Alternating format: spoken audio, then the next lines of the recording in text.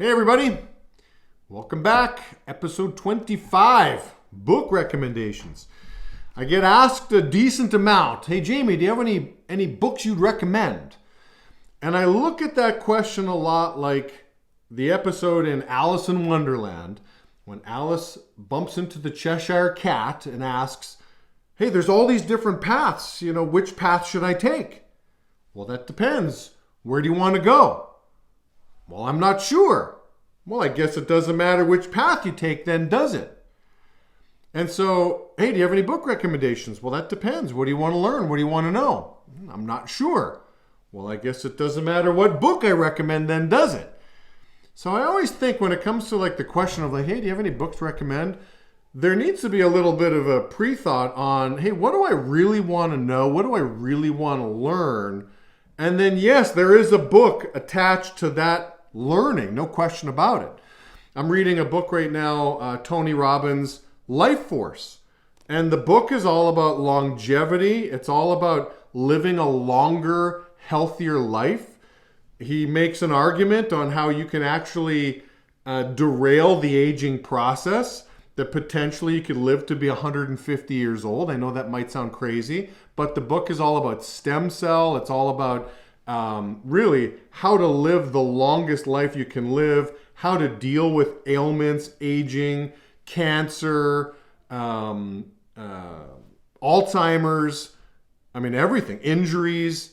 So just cutting edge medicine and what people are doing in different countries and things like that. Tony does a deep dive on this stuff. The book he wrote before that was, Money Mastering the Game. And in that book, he interviewed 50 self-made billionaires and asked them the question, hey, if you had to kind of do it all over, what would you do and where would you invest? How would you do it? So same author, two very different, what do you want to learn? You're going to learn money and finances in one, and you're going to learn health and longevity in another one. So again, I think it always starts with what do you really want to learn? And so in this particular episode, I'm going to have the assumption that, here's what I want to learn. I want to learn how to be an entrepreneur. I want to learn how to be a business owner. I want to learn how to be a successful business owner. Okay. So I've got 3 book recommendations. Now, not only would I call these recommendations, I stole this from John Maxwell. He says, if you ever read a book and you love the book and it makes an impact on you, buy 50 more copies of that book and give it away. Pay it forward. So these 3 books that I'm recommending, I've bought countless copies of these and given them to people hey, read this, study this. Oh, you've done that? Read this, study this. Oh, you've done that? Read this, study this. So love these books. They've made a huge impact on my life. And I have found that, recommending these books in this order, and I'll give you the why behind it as well too, I have found this to be just a great way to start the entrepreneurial journey. Okay? So here we go. So book number 1, this should be no surprise to anybody, but it's Rich Dad, Poor Dad by Robert Kiyosaki. So it's interesting in this book. As you read the book, you're going to identify in one of 2 camps. You are either an entrepreneur or you are an employee. And so Robert, I think, does a really good job. He describes growing up really with 2 fathers. One was his biological dad, who was a professor at University of Hawaii. Very much an employee mindset that he had. Very smart guy, obviously. Educator, educated himself. And so he's got a different set of advice for young Robert growing up. And then Rich Dad, who was his best friend's dad, who happened to be an entrepreneur in Hawaii. I'm not sure what businesses he ran, but Robert just describes as things would come up in his life, certain situations. The dads gave very different perspectives and very different sets of advice. Here's what you should do.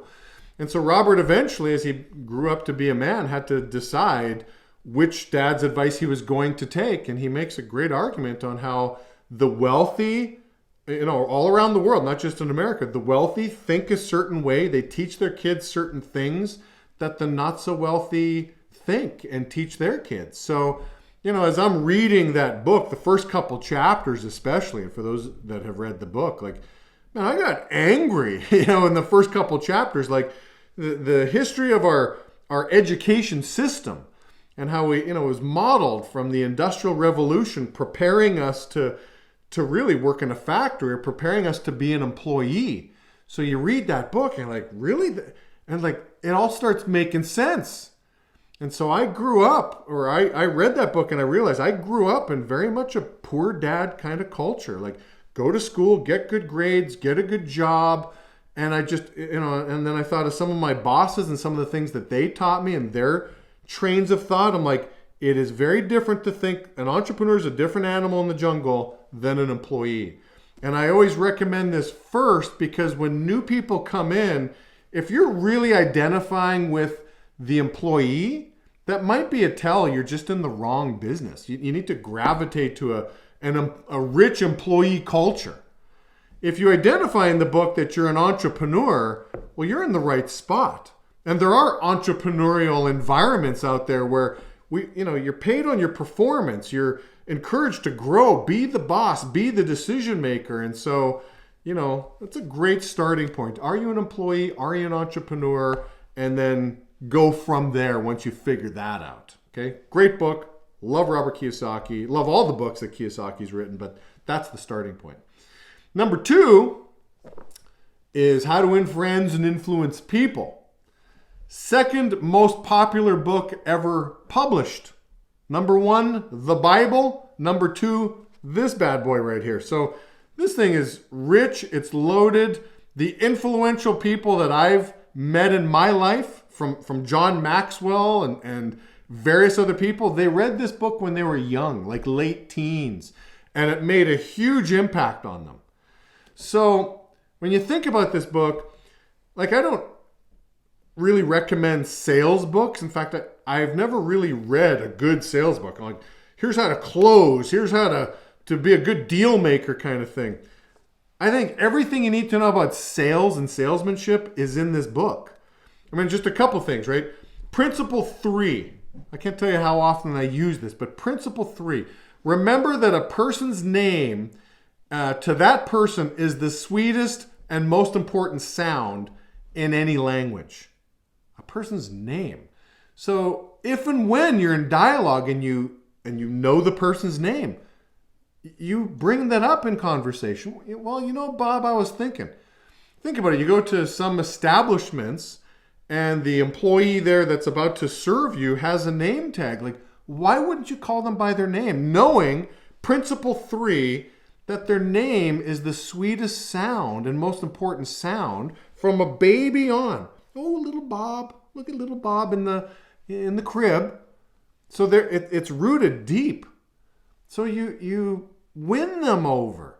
You think about it, I mean, in the world of sales, you're really trying to win people over. You're trying to be likable. You're trying to make friends. That's what sales is all about. Can you really make friends? Are you really likable? So, super important book. I mean, you think about the most important skills you're ever going to have to pick up in your lifetime are people skills. I went to a seminar years ago with John Maxwell. He says, hey, close your eyes. Think of the best moments in your life. Think about the times in your life that were like, wow, like just like the happiest moments. Okay, think about those times. Now think about the times in your life that were the darkest moments. In both of those memories, there were people attached to those. So just knowing how to deal with people and being good at dealing with people is just going to make your life so much better. Arm yourself with great people skills. How to win friends, and then how to influence people. Okay, so love this book. My kids are going to get paid. Dad's going to pay them to read this book, study this book.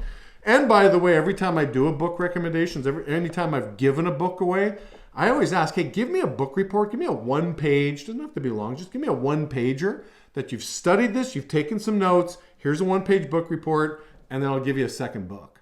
I've always done that. So my kids will be giving me a nice little written book review on that. And then book number 3, okay, so Now that we've learned that, hey, we're entrepreneurs or we're employees, we're one or the other, but two different animals in the jungle. And now we've really learned how to make friends and how to influence people. Well, now turn yourself into a machine. The 7 Habits of Highly Effective People. Now, listen, I just adore this book to the point of I've got hours and hours of content that I made. When the pandemic happened and everybody was told to stay at home, I created around 10 hours of content just doing really a deep dive. I think 7 different episodes on the 7 different habits. That's how much I love this book. I adore this book and how much it's changed my life. The first 3 habits are on the private victories, okay? Going from being a dependent human being, I depend on you. My mood is a certain way because of you. I'm dependent on you. To being independent, okay? To me, hey, listen, I own my thoughts. I own how I react. So again, the private victories, the first 3 habits. Then the next 3 habits are on the public victories, how to go from being independent, me, hey, I'm now an independent person, this is great, to becoming an interdependent person. In other words, I don't want to win by myself. I want us to all win together. And then the 7th habit is really the habit of renewal, and it encompasses and embodies the other 6 habits. But this book, again, I said, will turn you into a machine. How to be an effective planner, how to have a personal mission statement, how to be proactive, how to really own yourself. Just an unbelievable book. So books 1, 2, and 3, right? Become the entrepreneur, become the person of influence, and then just become effective, become very effective in what you're doing. Those are my 1, 2, 3 book recommendations to anybody that really is trying to be an entrepreneur, wants to be successful. Those 3 books I have found to be the most influential for myself and for many other people I've recommended this to. So that's what I have for you today in episode 25. I hope you guys enjoyed, and I'll talk to you soon.